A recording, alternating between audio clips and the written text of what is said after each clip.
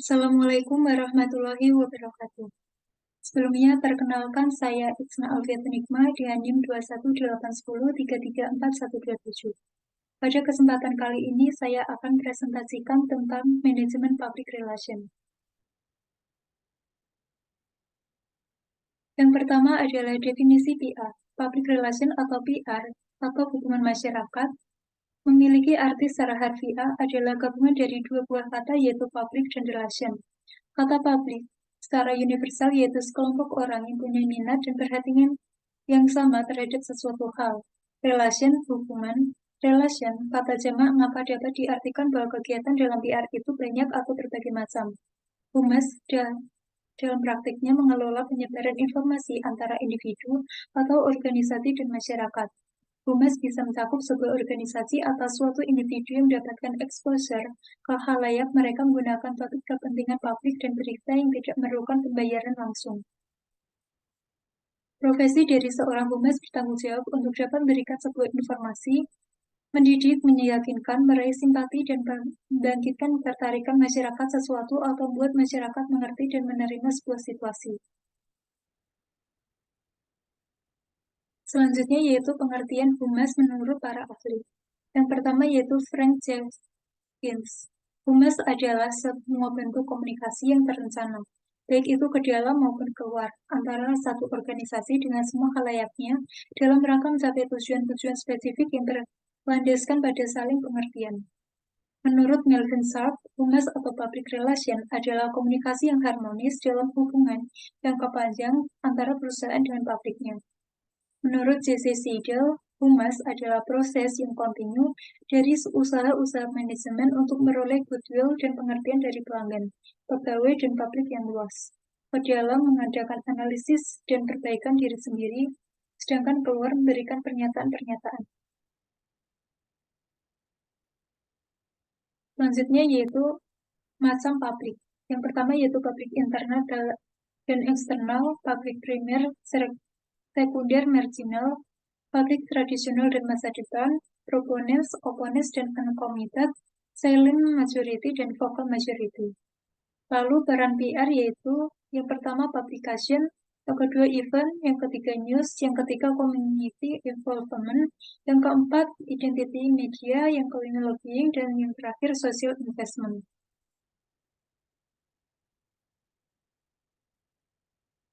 Selanjutnya ada tujuan PR. Terbagi menjadi 4 yaitu corporate identity, corporate image positif, project image positif, dan corporate culture. Tujuan public relation sendiri yaitu secara umum menciptakan dan memelihara saling pengertian. Maksudnya adalah untuk memastikan bahwa organisasi tersebut senantiasa dimengerti oleh pihak lain yang berkepentingan. Dengan adanya kata saling, maka organisasi pun harus dapat memahami publiknya. Tujuan lain keberadaan PR menurut Charles S. Steinberg adalah menciptakan opini publik yang favorable tentang kegiatan-kegiatan yang dilakukan oleh badan yang bersangkutan. Dikutip oleh Abdurrahman pada tahun 2001, 116. Lalu selanjutnya yaitu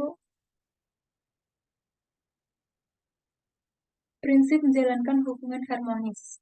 Yang pertama yaitu komunikasi yang jujur untuk memperoleh kredibilitas. Yang kedua yaitu keterbukaan dan konsistensi terhadap langkah yang diambil untuk memperoleh keyakinan orang lain. Yang ketiga langkah yang fair untuk mendapatkan hubungan timbal balik dan goodwill. Yang keempat komunikasi dua arah yang terus-menerus untuk mencegah keterasingan dan untuk membangun suatu hubungan. Dan yang terakhir yaitu evaluasi serta riset terhadap lingkungan untuk menentukan langkah agar tercapai sosial harmoni.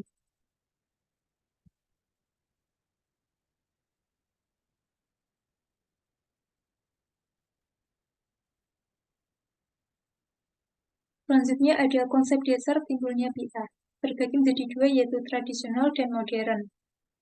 Tradisional mencakup tertutup, terbatas, dan eksternal. Konsep modern mencakup terbuka, tersebar luas, dan internal eksternal.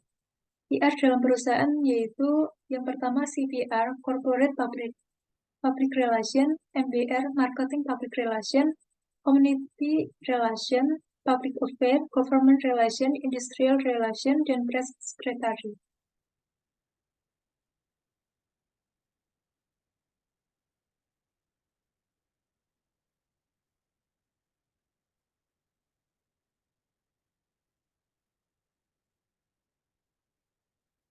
Selanjutnya yaitu ruang lingkup PR atau public relation. Relation ruang lingkup humas internal adalah orang-orang yang merupakan bagian dari suatu instansi atau perusahaan tertentu. Dalam hal ini, seorang humas menjadi PR untuk orang-orang dalam suatu instansi atau perusahaan tersebut, tentunya sesuai dengan jabatan atau kedudukan masing-masing. Hal ini disesuaikan dengan sifat, jenis, atau karakteristik dari suatu organisasi itu sendiri.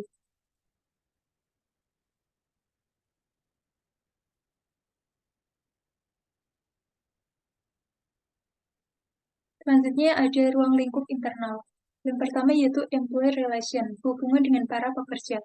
Para pekerja di sini merupakan bagian yang berperan penting untuk mencapai suatu tujuan perusahaan atau suatu instansi.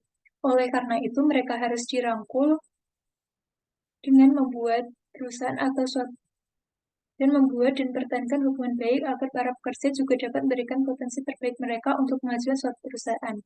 Caranya dengan berkomunikasi dengan mereka secara pribadi untuk mengetahui apa yang mereka inginkan atau bahkan yang mereka keluhkan dalam pekerjaannya yang dapat menghambat kemajuan perusahaan. Jaga hubungan baik ini dapat dilakukan dengan perlakuan yang adil, adanya ketenangan dan kenyamanan dalam bekerja, adanya perasaan diakui oleh perusahaan, adanya reward, ada pula sarana untuk menyalurkan perasaan mereka atau tempat-tempat mereka berekspresi seperti majalah intern dan lain sebagainya. Yang kedua ada stockholder relation, hubungan dengan para pemegang saham.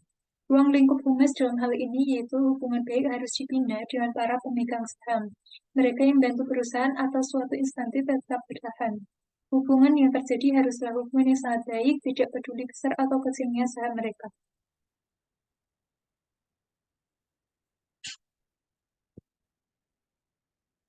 Ruang lingkup internal yang selanjutnya yaitu labor relation, hubungan dengan para buruh.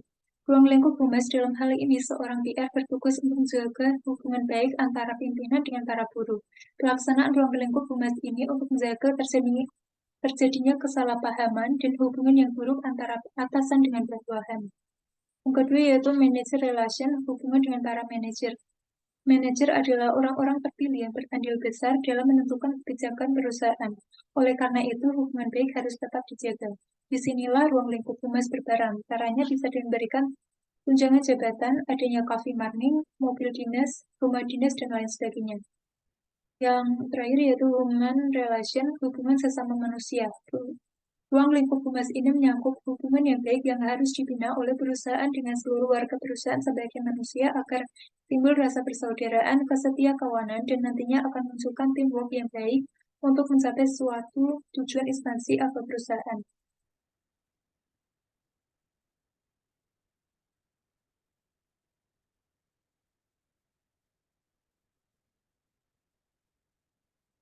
Selanjutnya yaitu ruang lingkup eksternal. Yang pertama ada press relation, kegiatan meliput press release, press conference, press interview, press room, press reception, dan adanya press form. Yang kedua, government relation, ruang lingkup humas ini adalah menjaga hubungan baik dengan pemerintah, diperlakukan karena akan banyak sekali kepentingan-kepentingan yang di dalamnya terdapat peran pemerintah. Salah satu caranya dengan mensponsori kegiatan-kegiatan pemerintahan. Yang ketiga yaitu community relation, jaga hubungan baik dengan warga setempat agar tidak ada pihak yang merasa dirugikan. Salah satu caranya dengan berikan beasiswa. Inilah ruang lingkup humas yang berhubungan dengan community relation. Selanjutnya yaitu customer relation, menjaga hubungan baik dengan para pelanggan karena mereka adalah aset terbesar yang menguntungkan perusahaan. Caranya dengan berikan kalender, merchandise, dan sebagainya. Yang terakhir yaitu consumer relation, menjaga hubungan baik dengan para konsumen agar apa yang kita pasarkan dapat diterima baik oleh konsumen. Caranya dengan berikan info yang lengkap mengenai produk dan jasa yang ditawarkan. Selanjutnya yaitu spesialisasi. Selanjutnya yaitu spesialisasi humas. Yang pertama ada publisitas, yaitu media relasi mengkhususkan layaknya pada wartawan pers dan media massa pada umumnya. Organisasi tertentu menjadikan hubungan baiknya dengan media massa sebagai sesuatu yang sangat penting bagi kemajuan usahanya. Suatu perusahaan penyelenggara berbagai pertunjukan hiburan, event organizer, harus memiliki akses yang baik ke media massa untuk dapat mempromosikan berbagai pertunjukan yang diselenggarakannya. Yang kedua ada public affairs yang terdiri dari 3, yaitu yang pertama community relation, mengkhususkan khalayak mereka pada masyarakat yang tinggal atau berada di sekitar perusahaan atau pabrik. Perusahaan tertentu memberikan penekanan pada aspek ini dalam aktivitas kehumasannya karena perusahaan berada di tengah lingkungan masyarakat di mana pengertian dan dukungan masyarakat sangat dibutuhkan untuk mempertahankan tujuan perusahaan. Yang kedua yaitu government relation yang khusus terfokus dalam hubungannya dengan aparat pemerintahan. Lembaga tertentu memiliki unit karena mereka banyak melakukan proyek yang harus terus-menerus bekerja sama atau berkoordinasi dengan pemerintah. Yang ketiga yaitu industrial relation, khusus mengenai kelompok buruh atau pekerja. Perusahaan tertentu akan lebih menekankan pada aspek perburuan ini karena misalnya sebagian besar usaha perusahaan sangat ditentukan oleh adanya kerjasama yang baik antara perusahaan dan buruh.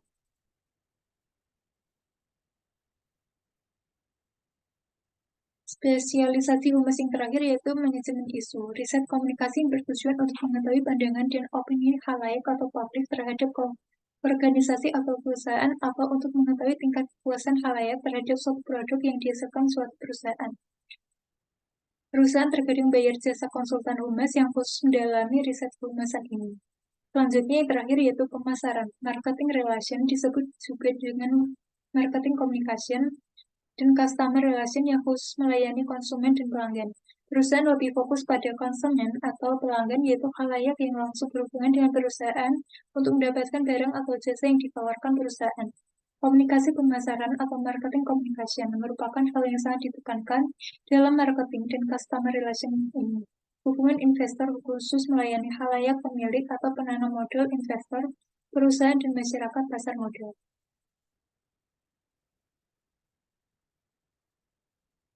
Baik, terima kasih. Mungkin cukup sekian presentasi yang dapat saya sampaikan. Ada kurang dan lebihnya saya mohon maaf. Wassalamualaikum warahmatullahi wabarakatuh.